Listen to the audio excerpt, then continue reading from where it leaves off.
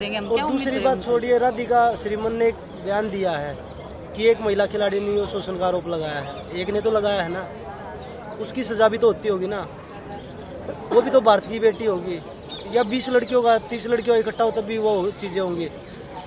एक पे तो एक्शन करिए आप। कि ये मामला बीजेपी के एक सांसद से जुड़ा हुआ है और वो सांसद उत्तर प्रदेश से है। वो सांसद उत्तर प्रदेश में जहां पर इस वक्त नगर निकाय के चुनाव हो रहे हैं, नगर पंचायत के चुनाव हो रहे हैं, और ऐसे माहौल में भारतीय जनता पार्टी के एक सांसद पर इतना गंभीर आरोप है और इसको लेकर पार्टी नेतृत्व में चुप्पी लगाई हुई है।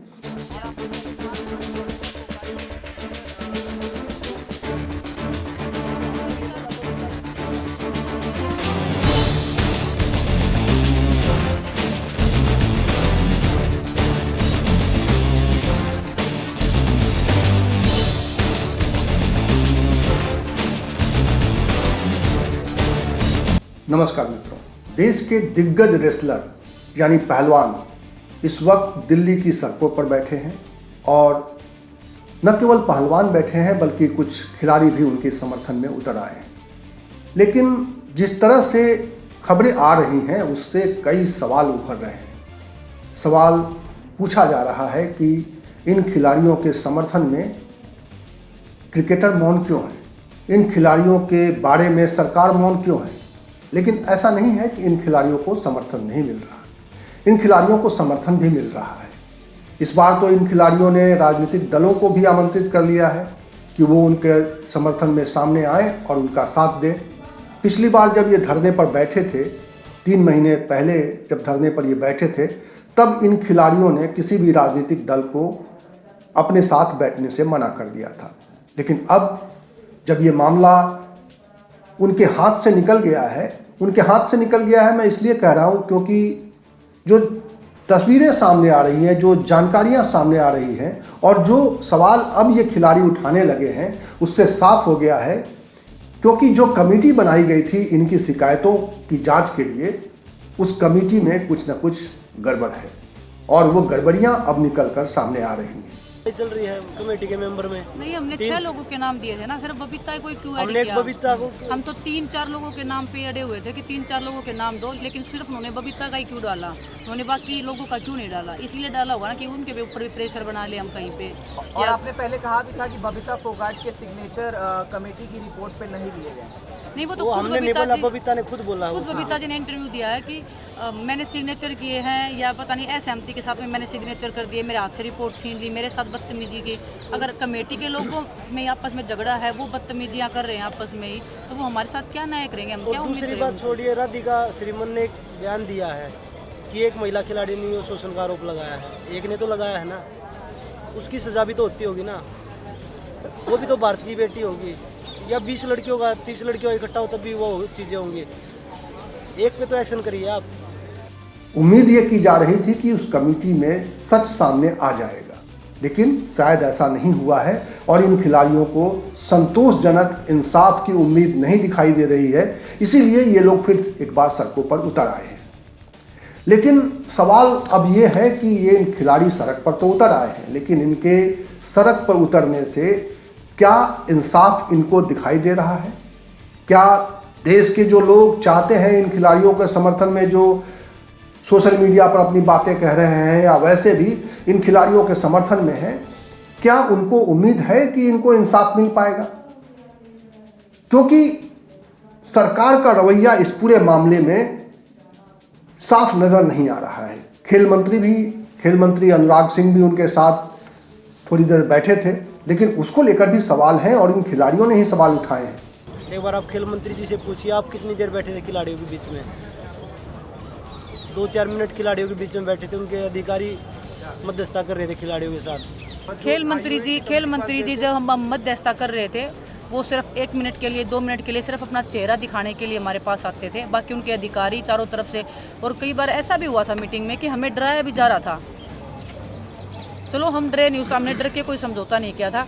समझौता किस चीज़ पे हुआ था, किस लेवल पे हुआ था, वो अभी तक हमने अच्छे से क्लियर भी नहीं किया है। मैं आपको सही बताऊं तो एक्चुअल में बात, इन खिलाड़ियों के समर्थन में कुछ फिल्मी कलाकार आए हैं, कुछ बड़े खिलाड़ी आए हैं और सबसे बड़ा समर्थन इनको मिला है नीरज चोपड़ा का। नीरज चोपड़ा जो ओलंपियन हैं, और जब उन्होंने एथलीट में जब भारत का नाम रोशन किया था तब प्रधानमंत्री ने पूरे देश में बड़ा उसको लेकर एक उत्साहजनक प्रतिक्रिया दी थी और उनसे वो नीरज से मिले भी थे।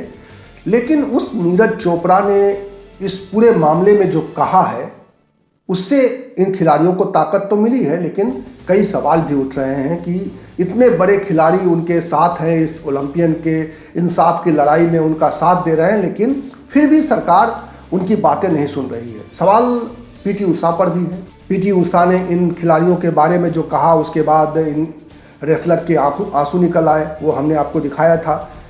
आपने देखा था कि किस तरह से जब पीटी उषा का रिएक्शन आया था इस पूरे मामले में, और पीटी उषा ने जब ये कहा था कि खिलाड़ियों को थोड़ी उनको अनुशासन होना चाहिए था, और इंडियन ओलंपिक एसोसिएशन में सेक्सुअल हरासमेंट को लेकर एक अलग कमेटी है और हमारे पास ये मामला आना चाहिए, और तब खिलाड़ियों ने किस तरह की प्रतिक्रिया दी थी।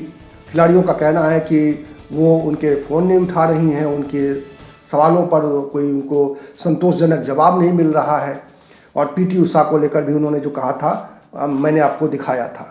लेकिन अब चूंकि नीरज चोपड़ा इनके समर्थन में आ गए हैं, और इन नीरज चोपड़ा ने एक बहुत बड़ी बात की है, बहुत एक लंबा स्टेटमेंट उनका नीरज चोपड़ा का आया है। मैं नीरज चोपड़ा का वो स्टेटमेंट आपको दिखाना चाहता हूँ, आपको बताना चाहता हूँ। नीरज चोपड़ा ने कहा है, मुझे दुख हो रहा है कि हमारे एथलीट इंसाफ की मांग को लेकर सड़क पर हैं। उन्होंने भारत का प्रतिनिधित्व करने के लिए कड़ी मेहनत की है और हमें गर्व दिया है। एक देश के रूप में हमारी जिम्मेदारी है कि हर नागरिक, वह चाहे एथलीट हो या कोई और, उसके सम्मान की रक्षा की जाए। जो हो रहा है वह कभी नहीं होना चाहिए। यह संवेदनशील मामला है और इसका निपटारा निष्पक्षता और पारदर्शिता के साथ होना चाहिए। संबंधित लोगों को इस बारे में तत्काल संज्ञान लेना चाहिए ताकि इंसाफ मिले। लेकिन नीरज चोपड़ा के इस बयान के बाद भी ऐसा लगता नहीं है कि अभी ढेर सारे लोग उनके समर्थन में सामने आएंगे। सवाल क्रिकेटरों पर भी उठ रहे हैं, क्योंकि विनेश फोगाट ने भी प्रतिक्रिया दी है, और ये जो क्रिकेटरों की ओर से, खास तौर पे जो बड़े क्रिकेटर की ओर से जो चुप्पी आई है, जो चुप्पी साधे हुए हैं, इस पर कोई प्रतिक्रिया नहीं आ रही है, इन खिलाड़ियों के समर्थन में कोई ऐसी बात नहीं आ रही है, तो उसको लेकर सवाल उठ रहे हैं। और जाहिर है ये सवाल बड़े गंभीर हैं, क्योंकि खिलाड़ी जो कह रहे हैं वो एक गंभीर बात है। वो अपने जो संगठन है उसके मुखिया के ऊपर ये बहुत ही गंभीर आरोप लगा रहे हैं, बहुत ही गंभीर शिकायत है, सेक्सुअल हरासमेंट की शिकायत है, यौन उत्पीड़न की शिकायत है, और उन्होंने इसको लेकर मामला भी दर्ज कराया है। उसको लेकर सुप्रीम कोर्ट ने इंटरवीन भी किया है, सुप्रीम कोर्ट ने दखल दी है और कहा है, दिल्ली पुलिस से जवाब तलब किया है। दिल्ली पुलिस ने भी कुछ जवाब दिए हैं। दिल्ली पुलिस ने कहा है कि जो उन्होंने शिकायतें दी थी उसकी हम जांच कर रहे थे और इसीलिए अभी मामला दर्ज नहीं किया गया है। लेकिन आज फाइनल उनको सुप्रीम कोर्ट को बताना है कि उनका पक्ष क्या है, यानी दिल्ली पुलिस को अपनी रिपोर्ट आज सुप्रीम कोर्ट में बताना है और इसके आधार पर आगे कार्रवाई होगी। इस बीच बहुत सारी चीज़ें चल रही हैं, चूँकि ये मामला बीजेपी के एक सांसद से जुड़ा हुआ है और वो सांसद उत्तर प्रदेश से है। वो सांसद उत्तर प्रदेश में, जहाँ पर इस वक्त नगर निकाय के चुनाव हो रहे हैं, नगर पंचायत के चुनाव हो रहे हैं, और ऐसे माहौल में भारतीय जनता पार्टी के एक सांसद पर इतना गंभीर आरोप है और इसको लेकर पार्टी नेतृत्व में चुप्पी लगाई हुई है। तो ये एक बड़ा सवाल है कि इसका ज़मीन पर किस तरह का असर होगा, और क्या ज़मीन पर जो असर होगा इससे भारतीय जनता पार्टी के वोटों पर इसका असर होगा, इसीलिए कोई कार्रवाई नहीं हो रही है, या फिर जब माहौल बनेगा और ऐसा लगेगा कि कार्रवाई नहीं करने से नुकसान हो सकता है तब कार्रवाई होगी। ये सवाल मैं इसलिए उठा रहा हूँ क्योंकि पहले भी ऐसा हुआ है।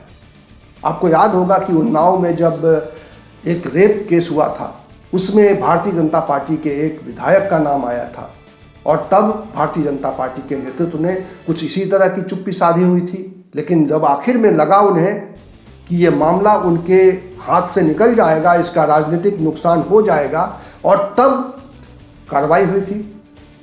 तो क्या भारतीय जनता पार्टी उस वक्त का इंतजार कर रही है, देश का माहौल समझने की कोशिश कर रही है, ये समझने की कोशिश कर रही है कि क्या भारतीय जनता पार्टी को इस मसले पर कोई राजनीतिक नुकसान हो सकता है और तभी वो इस पर कदम उठाएगी, या उसके बावजूद ये कदम नहीं उठाया जाएगा। क्योंकि कई बार ऐसे मामले भी सामने आए हैं, खासतौर पर गृह राज्य मंत्री के मामले में आपने देखा होगा कि लखीमपुर खीरी में जिस तरह से एक गृह राज्य मंत्री के बेटे का नाम आया था और उसके बाद भी गृह राज्य मंत्री के ऊपर कोई कार्रवाई नहीं हुई, वो अभी तक बने हुए हैं।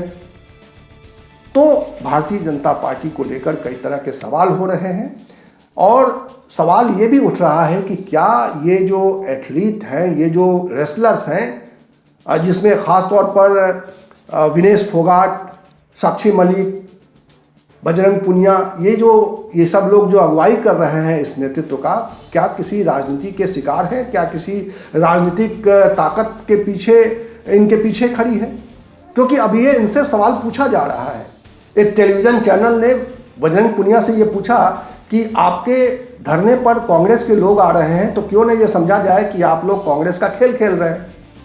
तो उसने कहा, बजरंग पुनिया ने साफ किया है इसको लेकर कि हमने पहली बार जब धरना दिया था तब हमने किसी राजनीतिक दल को अपने धरने पर बैठने नहीं दिया था, और अब जब हमें न्याय नहीं मिला है, अब जब हमें इंसाफ नहीं मिला है, तब हमारे पास कोई विकल्प नहीं बचा है। और मैं इसीलिए अभी मैं सभी को आमंत्रित कर रहा हूं कि इस लड़ाई में हमारा साथ दें, क्योंकि अब ये लड़ाई महिला पहलवानों की लड़ाई बन गई है, ये बेटियों की सम्मान की लड़ाई बन गई है। ये हरियाणा के खेल, जो उनका खेल मुहिम है, हरियाणा समाज से आने वाले लड़के लड़कियां तमाम जो खेल में हिस्सा लेते हैं और देश का नाम रोशन करते हैं, ये उनके भविष्य का सवाल है। अगर उनको इंसाफ नहीं मिला तो इसका असर आने वाली पीढ़ियों को भुगतना पड़ेगा, क्योंकि कोई भी आकर इस फील्ड में इस तरह का शोषण नहीं कराना चाहेगा। और इसीलिए ये सवाल अब जनता के अदालत में है। ये सुप्रीम कोर्ट में तो है ही ये मामला, लेकिन ये जनता की अदालत में भी ये मामला है। और इसीलिए इस पर सवाल उठ रहे हैं कि जो मीडिया की भूमिका है वो तटस्थ नहीं है, क्योंकि मीडिया बहुत सारे सवालों को बचाने की कोशिश कर रहा है, बहुत सारे सवालों पर बचने की कोशिश कर रहा है। जिस तरह से रिपोर्टिंग होनी चाहिए, जिस तरह से सवाल उठाया जाना चाहिए, जिस तरह से भारतीय जनता पार्टी के एक सांसद जो इस पूरे मामले में, इस पूरे प्रकरण में सवालों के घेरे में है, उनको लेकर जिस तरह के सवाल नहीं पूछे जा रहे हैं, कोई कड़वी बातें नहीं की जा रही हैं, इसको लेकर मीडिया पर भी सवाल उठ रहे हैं। और ये खिलाड़ी यही सवाल उठा रहे हैं कि क्या इस ताकत से डर के वजह से लोग सच बोलने से इनकार कर रहे हैं, मीडिया सच नहीं बोल रहा है, क्रिकेटर सच नहीं बोल रहे हैं। ये जो सवाल है, इस सवाल पर मुझे लगता है कि आपकी राय भी आनी चाहिए। आप कमेंट बॉक्स में जाकर अपनी प्रतिक्रिया दें कि क्या ये खिलाड़ी किसी राजनीति का शिकार हो रहे हैं? क्या इन खिलाड़ियों को इंसाफ इसलिए नहीं मिल रहा है क्योंकि इसके पीछे भारतीय जनता पार्टी के एक ताकतवर सांसद का हाथ है? क्या भारतीय जनता पार्टी एक ताकतवर सांसद को खोना नहीं चाहती है चुनाव के मौके पर, इसलिए इसमें इंसाफ देने से कतरा रही है? ये सारे सवाल हैं इस वक्त, और इन सवालों पर आप क्या सोचते हैं बताइएगा। लेकिन जाते जाते ये रेसलर जो सवाल पूछ रहे हैं, जो सवाल उठा रहे हैं, उन सवालों को भी सुनते जाइए। तो खेल मंत्री जी से पूछिए कि क्या आपने समझौता करते टाइम कितना टाइम खिलाड़ियों को दिया था?